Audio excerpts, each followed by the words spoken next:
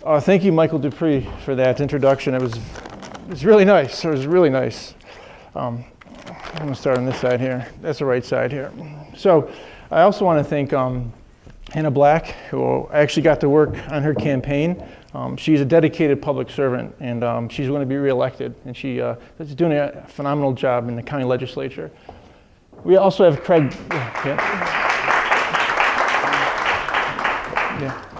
We also have another fellow teacher. He teaches in the city of Poughkeepsie, Craig Donnelly, and he's also a public servant, and he's doing a great job. And we need to have more teachers in public office, so I want to thank him for coming and showing his support as well. Thank you.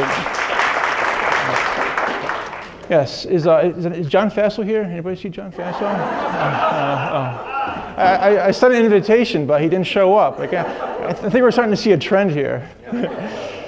Yeah, and I also want to say a special thanks to a woman and her husband that I've gotten to know, quite well over the last few months. And I say to her every time, if this election was solely based on good looks, charm, and personality, she'd be a shoo-in. But she's also extremely qualified, and she's going to make a great Dutchess County Comptroller. I'm talking about Robin Lois. And of course, Jeff Beals and Brian Flynn are here as well. Thank you. And I want to thank Emily as well. Thank you so much. All right. I also have to thank my mom and my stepfather for coming out from Rhode Island, their adopted home state. So I started working 13 years ago in Poughkeepsie, and that's when they bought a house. So it's been quite a journey. I also want to thank my brother for coming too.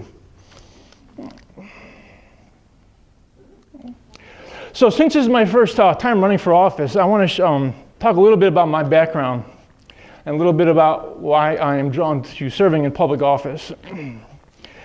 It's no secret that I'm not from this area. I grew up in a small farming community in central New York. And I'm the oldest of three, and I was raised by a single mom.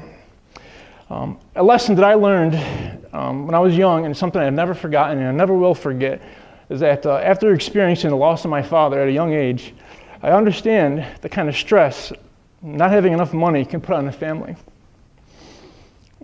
But fortunately for me, I attended a well-funded public school. I had access to after-school programs, and I had mentors that made a profound impact on my life. So I decided to become a teacher. And without trying to sound like I'm overdoing it, my years of being an activist and now entering politics is an extension of my ongoing fight to provide students with the same opportunities that I had. For the past 13 years, I've taught here in Dutchess County in one of the poorest schools in the state. And when I entered the teaching profession over 15 years ago, no child left behind was a law of the land. It was a start of an attack on public education. But today, under Education Secretary Betsy DeVos and her cheerleader in the state Senate, Sue Serino, public education faces its greatest challenge. We are witnessing an all-out frontal attack on one of the most important institutions in our democracy. And each day when I go to work, I have a front row seat to struggle. I witnessed the failed effects of public policy and the adverse effects they're having on my students and their families. To really set the context, to really show you what I mean by this, I just want to share with you a story. About 2.5 years ago, right before I started getting actively involved, I was teaching about the Progressive Era, and I used the Homestead Strike as a case study. And if you don't know anything about the Homestead Strike, it was basically workers who went on strike because they weren't getting paid a fair wage.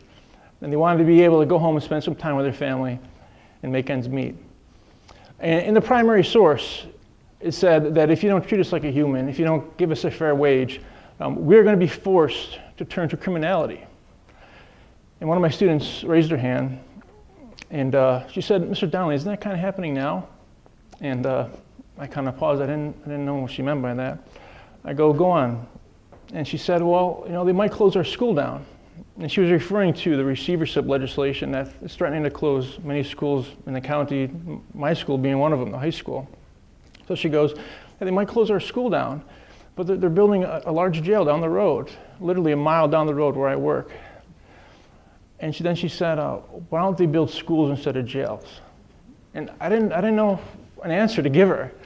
But what I was experiencing in my class at that moment was my 9th grade student and several other students coming to the understanding that their potential, their options for success are limited.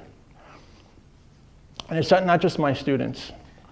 Right? There was an article in the Poughkeepsie Journal last year that said 40%, it was conducted by the United Way, you can look it up on the Poughkeepsie Journal, 40% of Dutchess County families here are struggling. That means almost half of the families here in this county are having a hard time meeting their basic needs.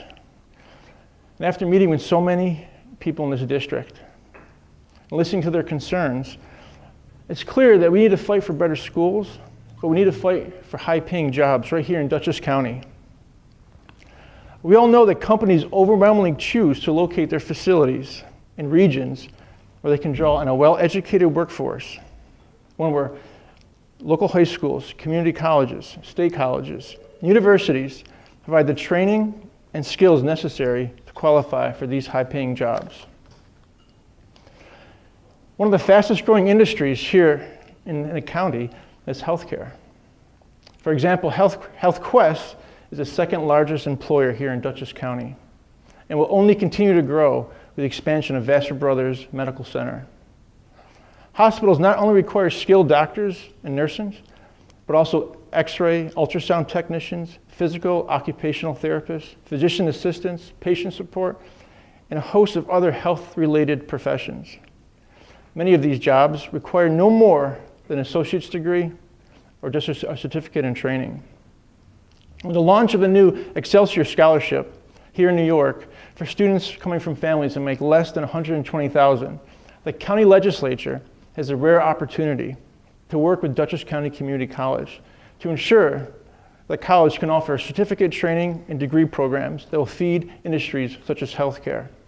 This is just one of the many ways that I'm going to fight for the people here in Dutchess County that for too long have been left out and left behind.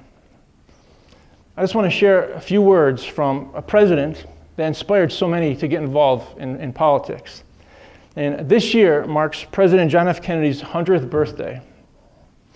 And we've come a long way since 1963, when he was assassinated. However, we still have to make progress to address economic inequality and mass incarceration, which continue to cripple our democracy and our fundamental rights as life, liberty, and the pursuit of happiness. So regardless of partisan politics, JFK's words and his ideals remind us to believe and fight for a better world. Just a few months before he was gunned down in November of 1963, he gave his landmark civil rights speech, and it's still relevant today. And I want to share just the ending of that speech. He said, quote, "We face a moral crisis as a country and as a people. It is time to act in Congress, in your state, and your local legislative bodies, and above all, in our daily lives." So right now, in 2017, this is our moment, this is our time. Right now, Washington is dysfunctional, it is gridlocked, and it's also much harder to change. And for these reasons, it's critically important to get involved and participate on a local level. Municipal governments have a huge impact on our daily lives, and now is a great time to get involved and make a difference in our community. One thing I've learned about elections is that when people are feeling demoralized, uninspired, and voter turnout is low, we lose. But when people are feeling inspired and have a reason to vote, and voter turnout is high, we win. So starting now until November 7th, we need to work to get out the vote.